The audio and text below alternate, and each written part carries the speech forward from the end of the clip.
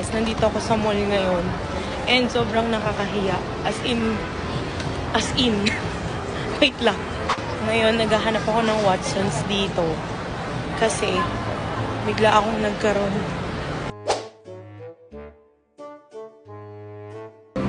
Alam nyo ba na, buti na lang may bag akong ganito. Para natatabingan siya.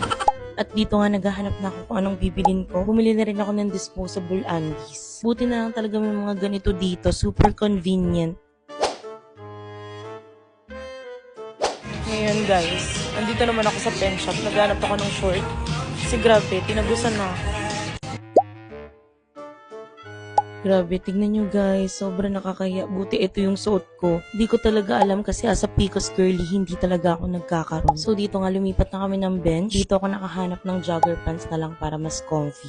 And pack naman, bumagay naman siya sa suot ko.